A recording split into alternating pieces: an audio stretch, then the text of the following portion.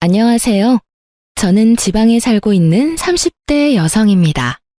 평소 사연을 들으며 아침 잠을 깨우곤 하는데요. 오늘은 제 사연을 들려드리며 구독자님들의 잠을 깨워드릴까 싶어 용기를 내 제 이혼 사연을 보내봅니다. 남편과 전 휴대전화를 판매하는 매장에서 처음 만났어요. 가장 친한 친구는 그 매장의 직원이었는데 남편 역시 그곳에서 일하고 있었어요. 전 친구에게 휴대전화를 사러 친구의 직장을 찾았고 휴대전화 매장 직원 엄청 넓은 데다 직원들도 많아 친구를 찾는 것이 쉬운 일은 아니더라고요. 친구도 손님을 보는 중인지 전화도 받지 않아 혼자 둘러보던 중에 남편의 말을 걸어왔고 전 친구가 여기서 일하고 있다며 혼자 구경하며 기다리는 중이라고 말하며 정중하게 사양했어요.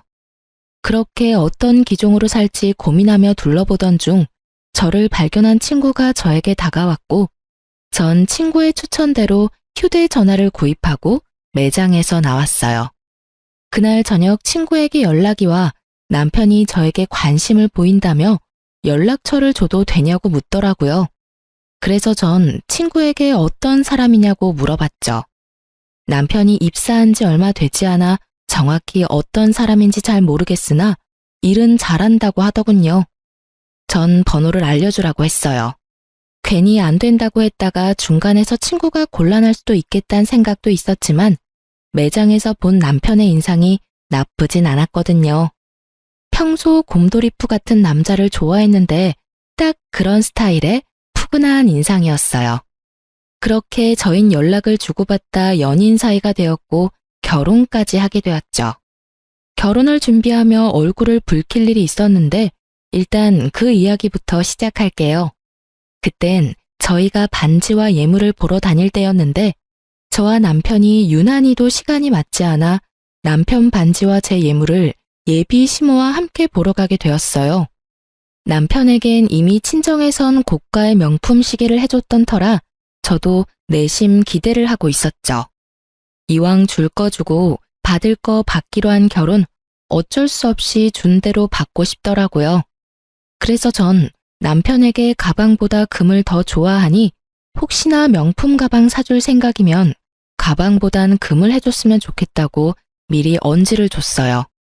남편은 흔쾌히 알겠다고 했고 어머님께도 미리 말을 해뒀는지 어머님은 바로 저를 예물 전문 주얼리 샵으로 데리고 가시더라고요. 이것저것 보고 있는데 딱 마음에 드는 목걸이, 팔찌, 반지 세트를 발견했고 직원분께 그것으로 좀 보여달라고 했죠. 그러자 어머님이 화들짝 놀라시며 저에게 핀잔을 주기 시작했어요. 어머 유나야, 너 정말 이게 예뻐서 보여달라고 하는 거야? 네? 네, 어머님. 예쁘지 않아요? 전 얇은 거보단 좀 두께감 있는 게 예쁘기도 하고 저한테 어울리기도 해서 이런 디자인 좋더라고요. 어머 얘가 진짜 이렇게 안목이 없어서야. 요즘에 누가 두꺼운 걸 두르니? 촌스럽게. 그렇게 별로인가요? 전 예쁜데. 제가 이런 디자인이 잘 어울리기도 해서요. 별로야. 기다려봐라. 내가 골라주마. 얼떨결에 네라고 대답은 했지만 좀 당황스럽더라고요.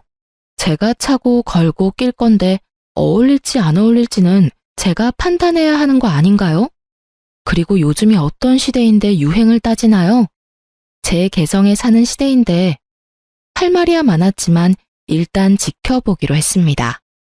그래도 곧 시어머니가 될 뿐인데 이런 걸로 이런 곳에서 얼굴을 붉히고 싶지 않았으니까요. 거기에다가 그렇게 말씀하시는 어머님은 얼마나 대단한 안목을 가지고 계시나 궁금하기도 했고요.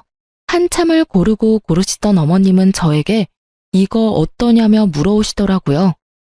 어머님의 안목을 확인한 전 너무 당황스러워서 할 말을 잃었어요. 많고 많은 금덩이 가운데 어머님이 고르신 건 소박하다 못해 없어 보이는 실가락지 하나였고 그 옆엔 남편 반지로 딱 맞겠다며 골라두신 딱 봐도 비싸 보이는 반지가 올려져 있었고요. 이게 딱이구나. 어떻니? 이건 실가락지잖아요, 어머님. 그래, 그게 뭐 어때서 그렇니? 내 보기엔 이게 너한테 딱일 것 같구나. 한번 껴보렴. 이러시면서 제 손가락에 마구 끼워 넣는데 막을 도리가 없더라고요. 레이어드링으로나 낄만한 반지를 무조건적으로 고급스럽다며 우기던 시모가 이내 만족한다는 듯 손뼉까지 치며 말씀했어요. 어머나, 딱이네, 딱이야. 깔끔한 게 고급스러워 보이는구나. 너한테 딱 어울리는데 넌 어떠니? 딱 어울리지 않았어요.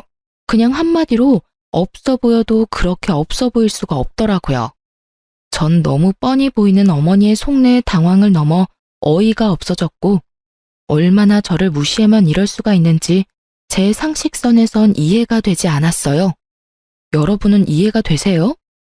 고가의 명품 시계를 해주고 실가락지 하나 받아온다는 게 제가 계산적이다 속물이라 생각하시는 분들도 계실 수는 있겠지만 지금 생각해도 그건 아니다 싶으네요. 아무리 좋게 생각해 보려고 해도 전 좋게 생각되지 않았고 최대한 기분 나쁜 티를 내지 않으며 화장실로 일단 자리를 피했어요. 그리곤 남편에게 전화를 걸었죠. 오, 자기야, 다 샀어? 내가 기가 막혀서 자기 엄마 진짜 왜 그래? 혹시 나 마음에 안 드신데? 그러신 거면 말로 하시지. 이게 무슨 꼴이야? 왜? 무슨 일인데? 흥분을 좀 가라앉히고 설명을 좀 해봐. 어머님이 글쎄 나한테 실가락지 하나 사주신다고 하더라. 내가 진짜 속물 같아 보일까봐 웬만하면 그냥 넘어가 보려고 했는데 아무리 그래도 이건 좀 아니지 않아? 너무하잖아 진짜. 뭐? 실가락지? 예물 보러 간 거 아니었어? 왜 아니겠어? 처음엔 마음에 드는 거 고르시라 하길래 적당한 걸로 골랐는데 그건 별로라고 하시면서 안목이 없다니 촌스럽다니 하시며 뭐라고 하시더니 기껏 골라주신 게 실가락지 하나야. 그러면서 내가 계산할 자기 반지는 엄청나게 굵고 비싼 걸로 고르시더라. 내가 바보도 아니고 어머님 속내가 뻔히 보이지 않겠어? 미치겠다 정말. 엄마가 왜 그러지? 미칠 사람은 나야. 우리 집에선 당신 대접해준다고 당신이 갖고 싶어하던 시계까지 기쁜 마음으로 사주셨는데 난 이런 대접이나 받고 이게 뭐야 진짜. 나 지금 기분 같아선 파혼이라도 하고 싶은 심정이야. 완전히 무시당하는 기분이라고. 그러니까 자기가 빨리 와서 이 상황 좀 해결해봐. 진심이었어요. 예물이란 게 뭔가요? 말 그대로 예의를 담아주는 물건 아닌가요? 그런데 저에 대한 예의가 실가락지라니. 어머님께 이런 거지 같은 취급을 받으니 결혼 마음이 싹 사라지려고 하더라고요. 마침 남편 회사 근처였기에 남편은 생각보다 더 빨리 샵으로 들어왔고 불이 나게 달려온 남편을 본 시모는 말까지 더듬으며 조금 전과는 전혀 다른 태도를 보이더군요. 유나야, 다시 보니 아까 네가 고른 게 제일 괜찮은 것 같으네. 다시 보니 고급스럽네. 이걸로 할까? 아깐 별로라고 하셨잖아요. 촌스럽다고 하셨는데 다시 보니 괜찮으세요? 그래, 다시 보니 괜찮네. 어느새 저와 어머님 근처까지 걸어온 남편은 어머님이 애써 감추고 있던 실가락지 발견했고 그 반지를 들어올리며 어머님께 따져 묻더라고요.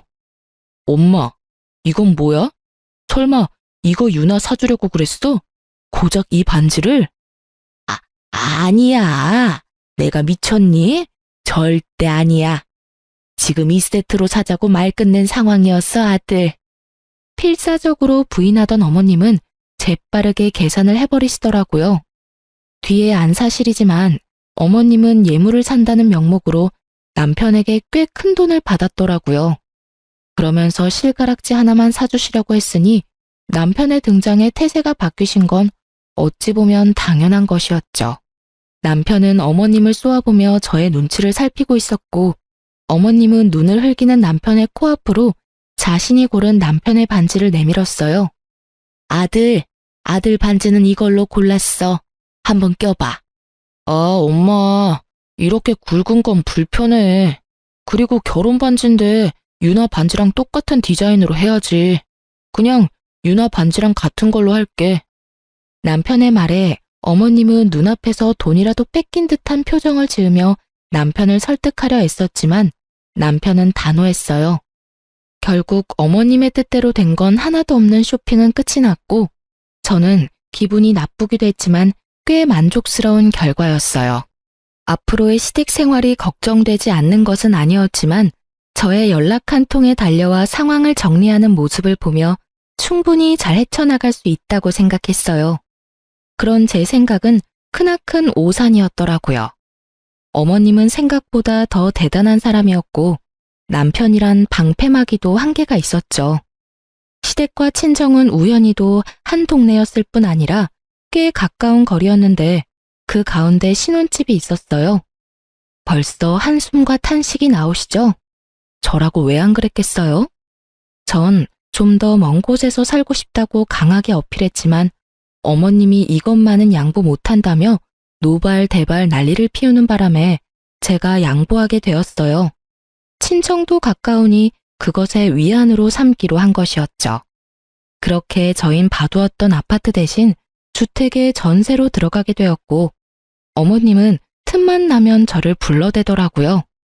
전 광고 쪽에 프리랜서로 일하고 있던 터라 집에서 일하는 경우가 대부분이었기에 꼼짝없이 불려다닐 수밖에 없었어요.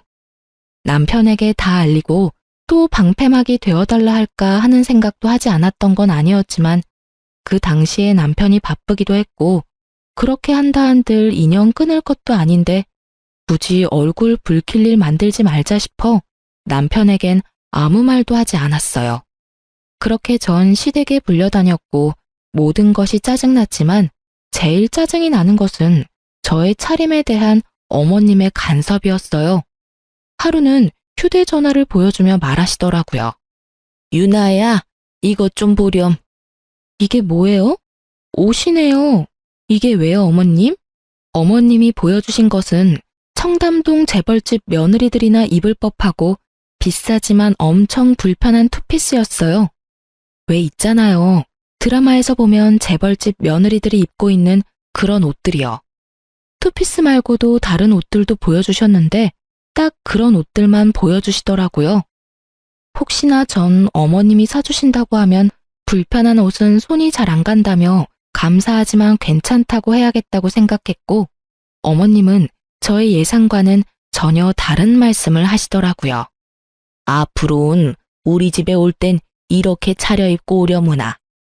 암만 그래도 내가 동네에서 위신과 체면이 있는 사람인데 네가 그런 꼴로 동네를 나돌아다니면 되겠니? 제 꼴이 어때서요? 몰라서 묻니? 매번 편한 차림으로 오지 않니? 네 꼴을 보면 동네 사람들이 뭐라고 하겠어. 내가 너 때문에 나 부끄러워서 동네에 얼굴을 들고 다닐 수 없는 지경이야. 요즘은 너랑 마주칠까봐 집에 손님도 못 부르고 있어. 그러니까 앞으로는 이런 옷들만 사고 차림에 신경을 좀 쓰도록 해라.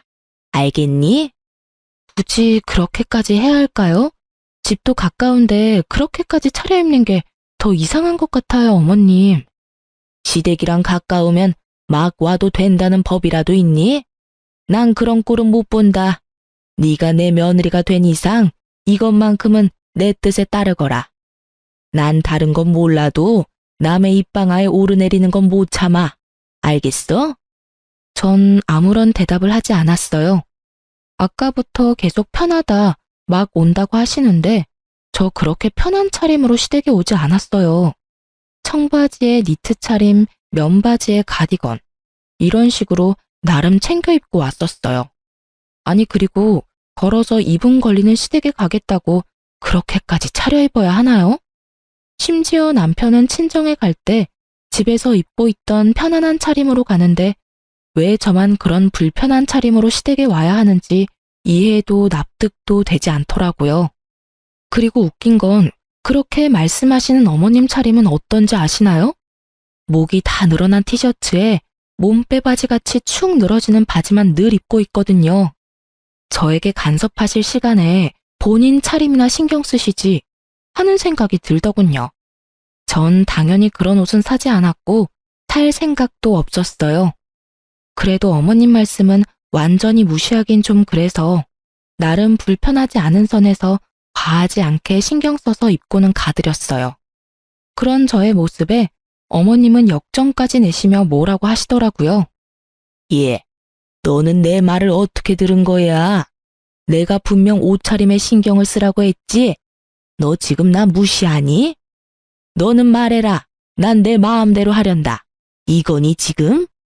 에이, 어머님, 무슨 말씀을 그렇게 하세요? 제가 설마 그렇게 어머님을 무시하겠어요? 그런 거 전혀 아니고요. 어머님이 말씀하신 고급스러운 옷으로 알아봤는데 글쎄 100만 원 가까이 하는 것도 있고 제일 저렴한 게 100만 원 조금 안 되더라고요. 너무 비싸서 못 샀어요. 저도 정말 사고 싶었는데 그래서 드리는 말씀인데 어머님이 좀 사주시면 안 될까요? 선물 주신다고 생각하시고 사주시면 제가 감사한 마음으로 입고 올게요. 이왕 사주시는 김에 한 두세 벌 사주시면 번갈아 가면서 입고 올 수 있을 것 같아요. 어머님의 어이없는 요구에 전 뻔뻔하게 대응했고 그런 저의 대응에 어머님은 할 말이 없으신지 말을 돌리시더라고요.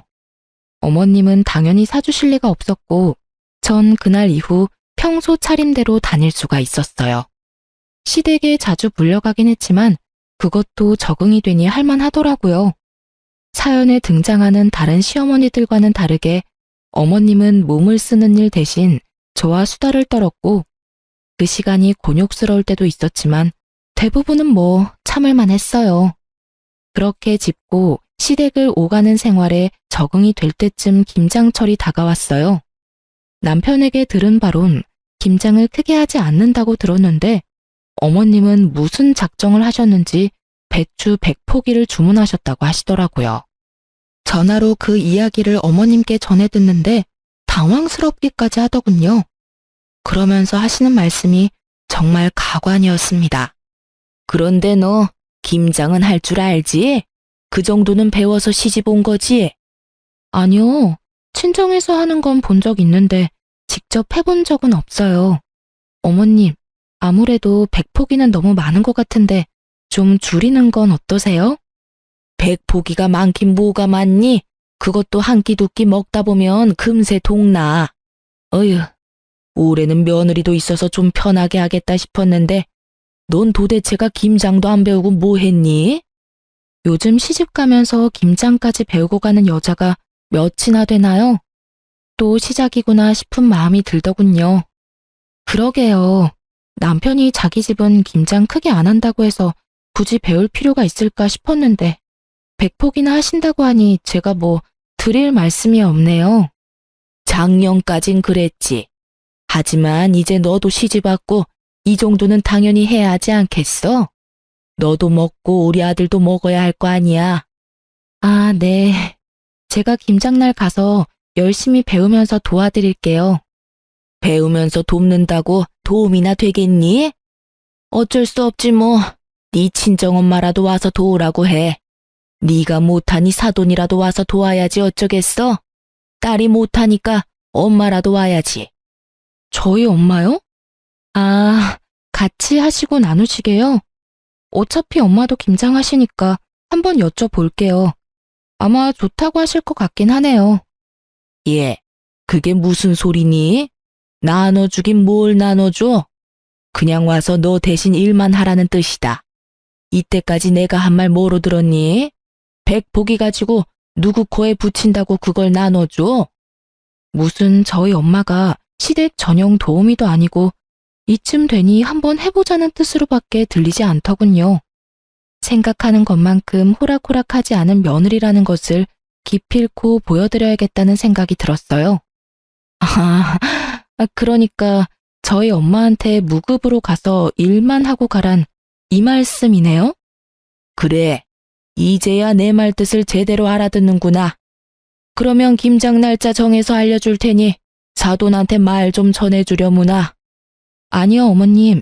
옛말에 일하지 않는 자 먹지도 말라고 저흰 김치 안 먹고 일도 안 할게요.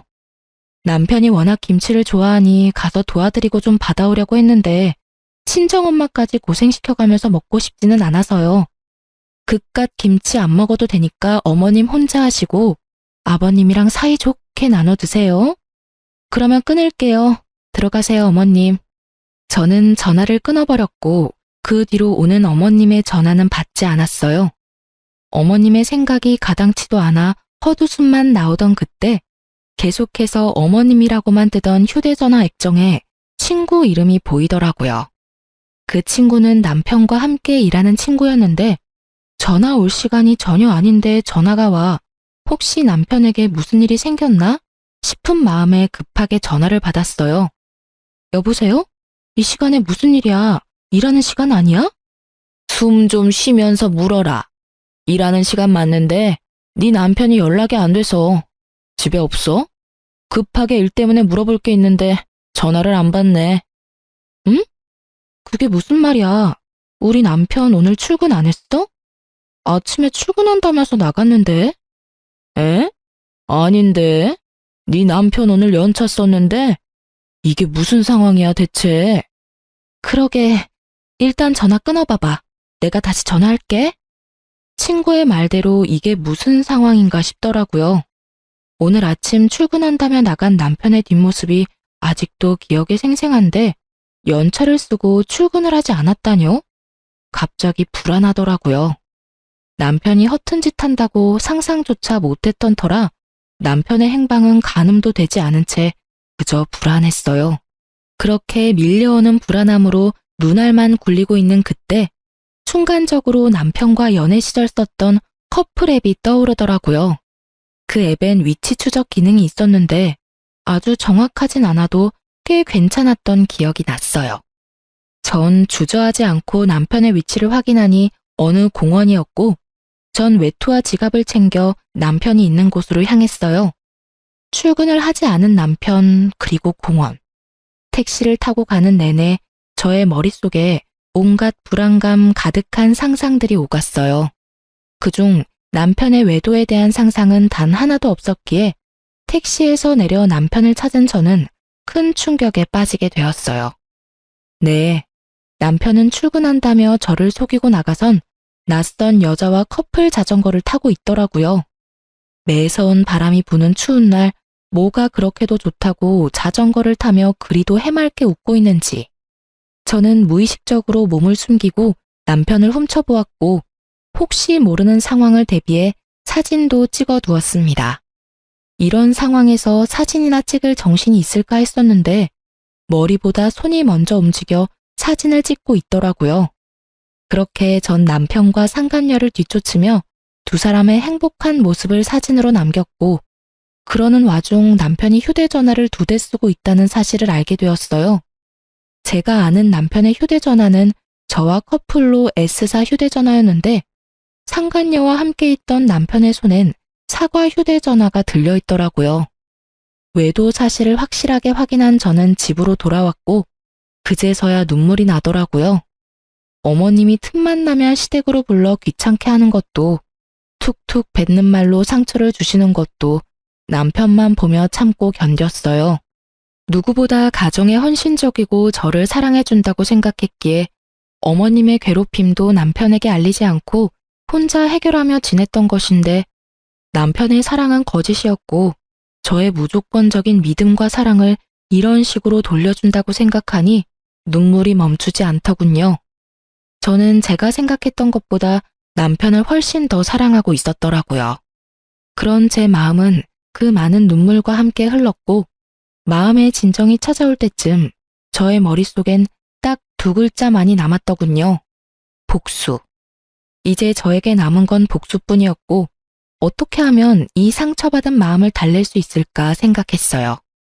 일단 아무렇지 않은 척을 하며 더 많은 사실을 알아내기로 결정했어요.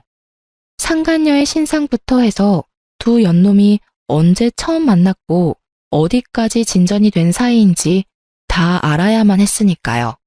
저녁이 되자 평소와 다름이 없는 모습의 남편이 돌아왔고 전 역시 평소와 똑같은 모습으로 대하며 남편이 잠들기만을 기다렸죠. 12시가 넘어갈 무렵 남편은 잠이 들었고 전 남편의 차로 향했어요. 남편이 씻는 사이 가방과 옷가지를 뒤졌었는데 그곳엔 사과 휴대전화가 없었으니 남은 곳은 차뿐이었죠. 저의 예상대로 2번째 휴대전화는 남편의 차 안에 있었고 전 쉽게 잠금을 풀고 판도라의 상자를 열었습니다. 그 상자 속엔 정말 보고 또 봐도 경악스러운 사실들이 무수히 쏟아져 나오더군요. 저의 남편은 생각보다 더욱더 능력자였어요.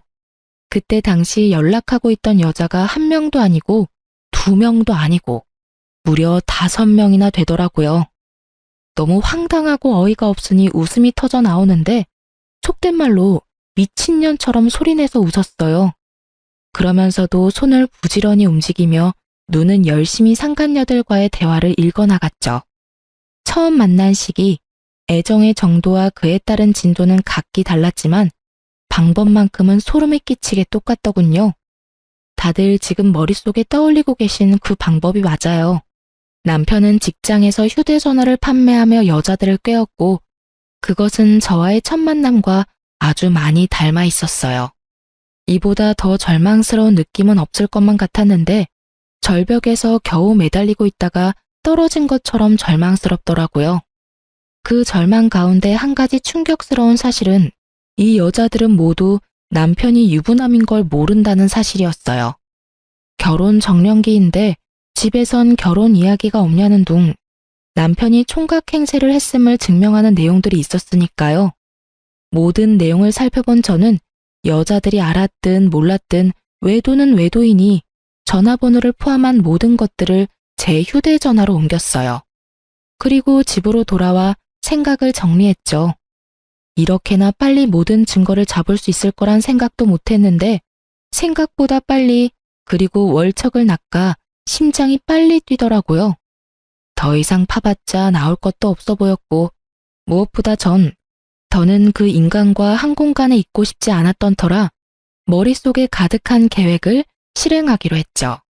그렇게 날이 밝았고 밤을 꼴딱 지새운 저와는 달리 아주 푹 잔 남편은 밥 한 그릇을 다 비우고 출근했어요. 밥 한 톨 남기지 않고 싹싹 긁어먹는 남편을 보며 오늘 하루 고단할 테니 잘 먹어두라고 속으로 말했네요. 내가 차려주는 마지막 만찬이라고요. 남편이 나가고 얼마 지나지 않아 친구에게서 전화가 걸려왔고 그때부터 친구의 생중계가 시작되었어요. 유나야, 네 말대로 여자들이 찾아왔어. 5명 다 찾아왔다고. 진짜 전부 유부남인 줄 몰랐나 봐. 매장 문 열기 전부터 와서 기다리고 있더라니까. 단단히 벼르고 왔나 봐. 표정들이 얼마나 살벌하던지 눈도 못 마주치겠더라니까. 네, 그렇습니다. 전 그 상간녀들에게 문자를 보내 당신들이 만나고 있는 남자는 유부남이라며 등본과 함께 결혼 사진을 보내주었어요. 그러면서 각자 복수는 알아서 하라고 했죠. 그렇게 하면 속은 걸 안 여자들이 어떻게든 행동을 취할 테고 그렇게 해서 상간녀와 피해자를 가리기로 한 것이었어요. 저의 연락을 받고도 아무 행동도 취하지 않는 여자가 있다면 그 여자는 상간녀로 간주하고 승소, 패소와 상관없이 상간녀 소송을 진행할 계획이었죠. 5명의 여자 중 1명 정도는 남편이 유부남인 걸 알고 있진 않을까 했는데 이러한 제 예상과는 달리 5명 다 정말 피해자였더라고요. 1~2명 정도는 저에게 연락이 올 줄 알았는데 5명 다 매장으로 찾아갔다니 참 대단한 여자들만 골라서 만났다 싶더라고요. 지금 난리 났어. 네 말대로 전부 여기서 휴대전화 산 사람들이었어. 유부남 주제에 만나달라고 그렇게 쫓아다녔냐면서 소리 지르고 울고 난리야. 1번 여자가 방금 미친놈 따귀를 때렸고 2번 여자도 때릴 건가 봐. 어머, 힘이 좋네. 줄 서서 기다리는 거 보니까 나머지도 다 때릴 건가 보다. 친구는 얼마나 중계를 잘해주는지 마치 제가 그 현장에 있는 듯한 기분이었어요. 돌아가면서 다 때렸고 이제 머리채 잡았어. 어머, 유나야. 난리다 진짜. 여기 2 여자 똑같은 반지 끼고 있어. 대박. 프로포즈도 비슷하게 했나 봐. 나머지 3 여자는 뺨 한 대 때리고 그렇게 살지 말라고 하고 갔는데 2 여자는 울고불고 난리다 난리. 이야, 저거 완전 쌍놈이네. 어떻게 똑같은 반지를 사주냐? 그것도 유부남이? 지금 여자들 반지 빼서 저 새끼한테 던졌어. 흥미진진한 생중계를 듣고 있는데 웃음이 다 나더군요. 남편이 당하고 있는 꼴이 통쾌해서도 있었지만 어이가 없어서도 있었어요. 유독 두 명의 여자와 나눈 대화 내용이 예사롭지 않다 싶더니 결혼 이야기까지 오갔나 보더라고요. 유부남이 간도 크지. 프로포즈라뇨. 반지라뇨. 도대체 무슨 생각으로 그딴 짓까지 하고 돌아다닌 것인지 제 상식에선 도저히 알 수가 없었어요. 통화 너머로 들려오는 현장은 욕설과 울부짖음으로 가득했고 친구는 이제 거의 끝나간다며 나중에 다시 통화하자며 전화를 끊더라고요. 생중계가 끝난 뒤 또 다른 통쾌한 복수가 있을까 고민에 빠졌어요. 그렇게 이리저리 머리를 굴려보고 있는데 집 밖이 소란스럽더라고요.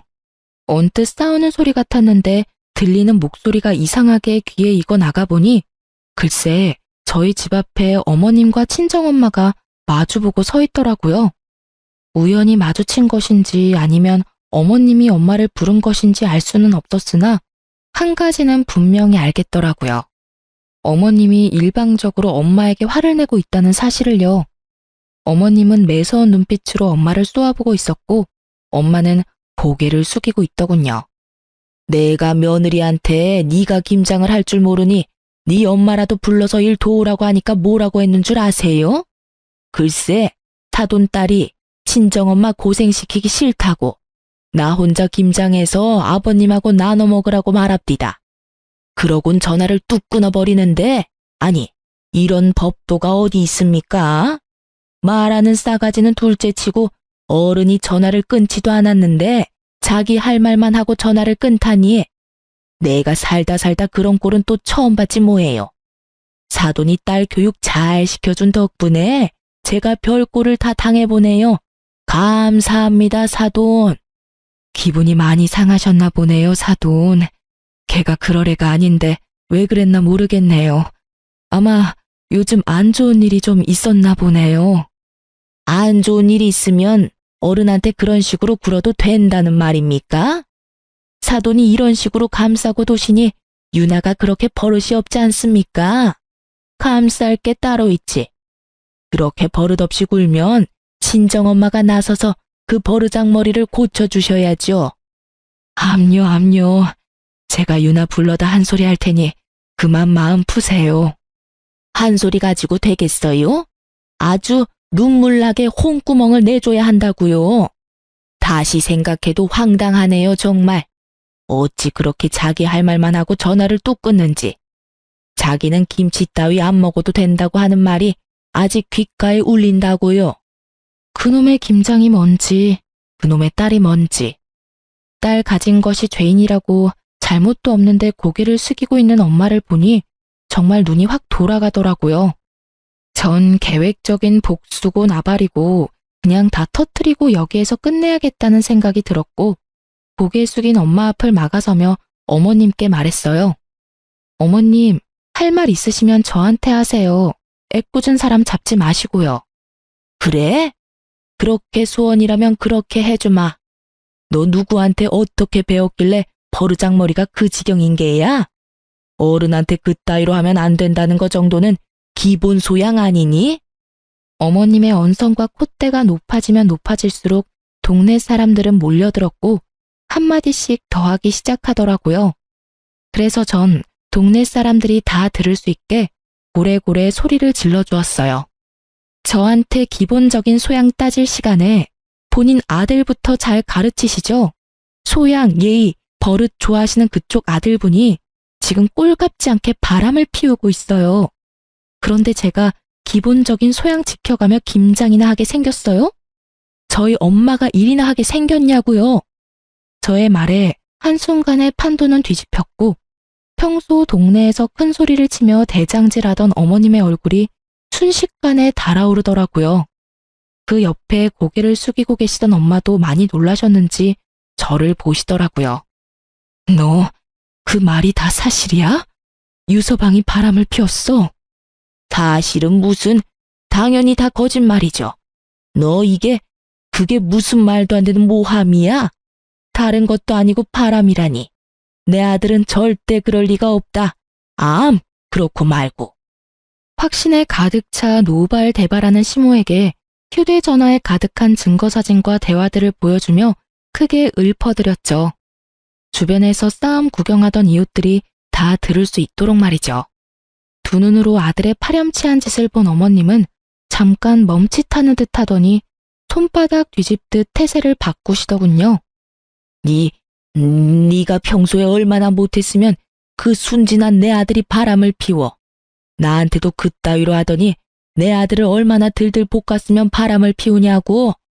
내가 안 봐도 뻔하다 뻔해. 우기기가 아주 선수급이더라고요. 궁지에 몰리니 말도 안 되는 말을 해대며 우겨대는데 들을 가치도 없는 말이라 사뿐하게 무시하고 더 충격적인 사실을 알려드렸죠. 그 순진하신 분이 글쎄 1명도 아니고 2명도 아니고 무려 5명이랑 바람을 피우고 있더라고요. 거기다 유부남인 것도 속이고 만났던데요. 그거 사기예요, 사기. 얼마나 순진하시면 사기까지 치고 다니는지. 2번 순진했다간 아주 큰일 나겠더라고요.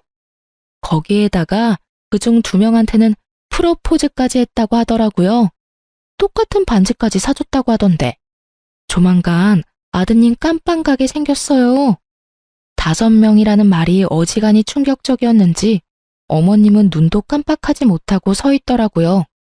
동네 분들도 많이 놀라셨는지 잠시 멍해들 계시다가 이내 수군거리시며 남편과 어머님을 향해 찰진 욕을 내뱉기 시작했어요. 가만히 듣던 어머님은 화가 머리끝까지 나셨는지 다짜고짜 제 뺨을 때리시더라고요. 말릴 새도 없이 두 눈 앞에서 딸이 맞는 모습을 본 엄마는 주저하지 않고 시모의 머리채를 잡으셨고 시모 역시 엄마의 머리채를 잡았어요. 네가 감히 누구 앞에서 누굴 때려? 맞을만 하니까 때리지. 딸 교육 하나 기가 막히게 시켰어 아주.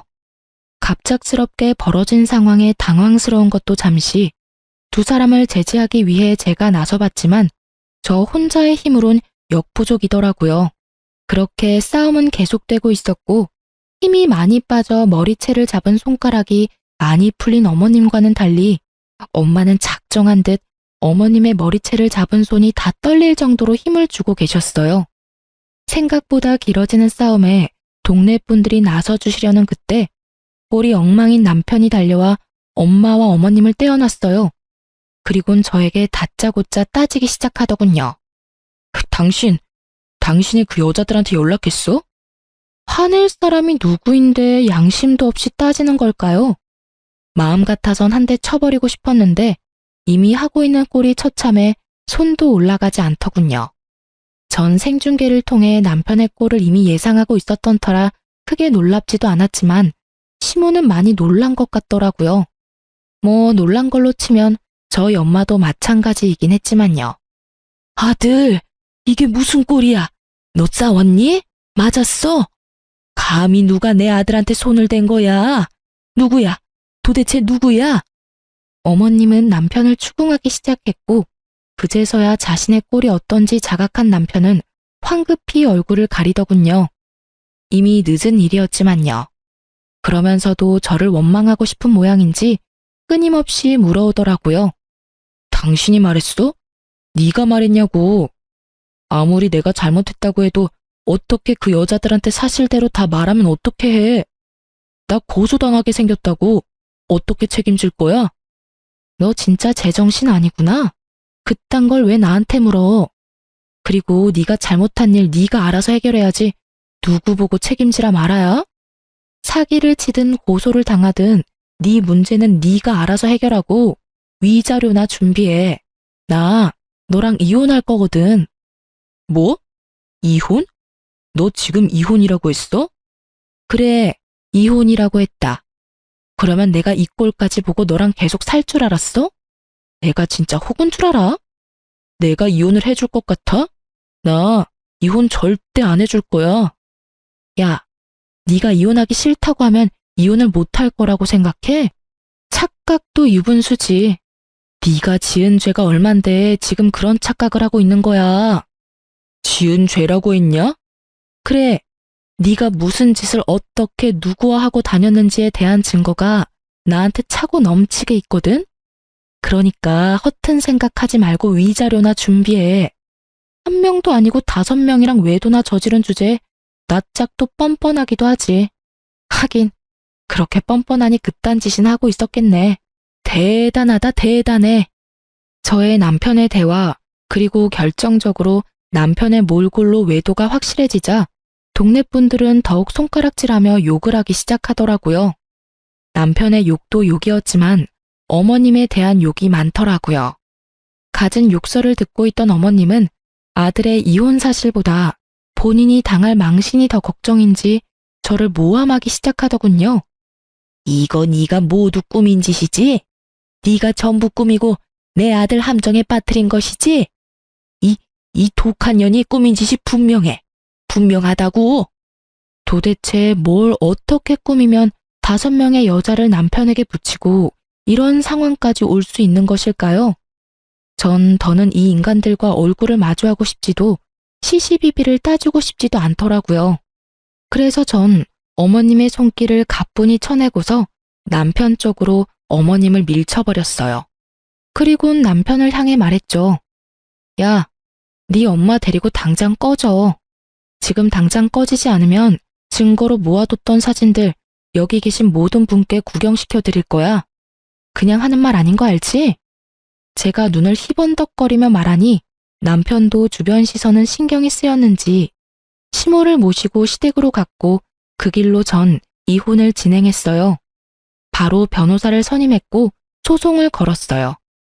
이혼 준비로 바쁘게 지내고 있는 와중에 남편 놈과 함께 일하는 친구에게서 연락이 왔어요. 제 안부를 물으며 그놈이 어떻게 지내고 있는지 알려주더군요.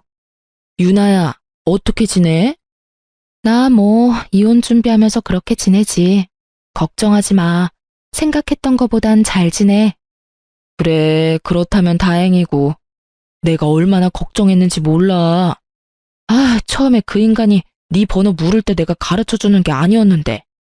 아니야. 내가 알려주라고 해서 네가 알려준 거잖아. 엄연히 따지면 전부 내 탓이지 뭐. 난 정말 괜찮으니까 괜히 자책하지 마. 그나저나 그 인간은 거기 계속 다니고 있어? 출근은 해? 놀랍게도 다니고 있어. 얼마나 뻔뻔한지 그 난리가 났었는데도 꿋꿋하게 출근은 하더라니까. 진짜 뻔뻔하긴 하다. 나 같으면 절대 못 나갈 것 같은데. 하긴 위자료 주려면 열심히 일은 해야지. 하긴 여기 사람들 다 손가락질하고 욕하고 난리도 아냐. 그뿐인 줄 알아? 말 걸어도 다 무시하는데 그 모진 냉대에도 네 말대로 위자료 주려고 그러는지 얼굴에 철판 깔고 열심히도 출근하고 있어. 근데 그러면 뭐라니? 이혼 소송 말고 사기로도 소송 2건이나 진행 중인 것 같던데. 거기에 정신이 쏙 빠져서 일도 엉망진창으로 하고 매출도 못 내고 있어서 곧 잘릴 것 같아. 완전 오늘 내일 하고 있어. 그거 참 뿌린 대로 잘 거뒀다고 생각했어요. 다른 소송은 어떻게 마무리되었는지 잘 모르겠지만 전 위자료를 받고 이혼했습니다. 명백한 유책 배우자는 남편이었기에 결과에 큰 이변은 없었죠. 전 시댁은 동네에서 망신을 크게 당했기에 집을 싼값에 급하게 내놨지만 생각만큼 빨리 나가지 않더라고요. 덕분에 친정에 있던 저의 귀에도 그 망할 식구들의 소식이 들려오더라고요. 그렇게 전해 들은 소식에 의하면 이러했죠. 그 집구석에서 유일하게 제정신이었던 전 시부가 그래도 아들인지라 전 남편을 집으로 받아주긴 했지만 소송에 관한 그 어떤 금전적인 도움은 없을 거라고 못을 박았다고 하더군요. 저에게 위자료를 주고 남은 돈이 얼마 없다는 것을 뻔히 다 알고 있던 전 시모는 전 시부 몰래 돈을 해주려다 걸리게 되었고 그렇게 둘 다 집에서 쫓겨났다고 하더군요. 우연히 외출하고 돌아오는 길에 전 시댁 앞에서 무릎 꿇고 앉아 빌고 있는 두 사람을 봤는데 참 통쾌하더군요. 여보, 한 번만 용서해줘요. 하나뿐인 아들 옥살이 시킬 수는 없어서 도와주려고 했던 거예요. 다신 그러지 않을 거고 그런 마음도 먹을 일 없어요. 이제 도와주려고 해도 당신이 다 뺏어가서 돈도 없잖아요. 그러니 이 문 좀 열어줘요. 아버지, 집에 손 벌리지 않을 테니 집에만 들어가게 해주세요. 저 진짜 갈 데 없다고요. 그렇게 한참을 빌던 모자가 겨우 열린 대문 안으로 들어가는 모습을 지켜본 눈이 저를 포함해 한둘이 아니었어요. 표정을 보아하니 다들 통쾌하다고 생각하는 듯 했어요. 저 역시 그러했고요. 전 남편은 당연스럽게 2건의 소송에서도 졌고 누구에게도 그 어떠한 도움을 받을 수 없었던 전 남편은 결국 대출받아 그 많은 여자들에게 위자료를 줬다고 하더군요. 그 어마어마한 대출빚을 갚기 위해 밤낮 없이 공사판을 전전하며 일용직으로 일하고 있다고 했어요. 그렇게 마지막까지 통쾌한 소식만을 전해주던 전 시댁은 집이 팔리자마자 이사를 가버렸고 그 후론 소식을 들을 수 없었어요. 동네에 소문까지 나며 이혼을 하게 된 저는 엄마가 걱정이 됐어요.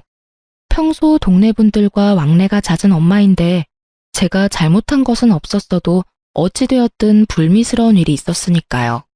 하지만 그 걱정은 쓸데없는 것이었더라고요.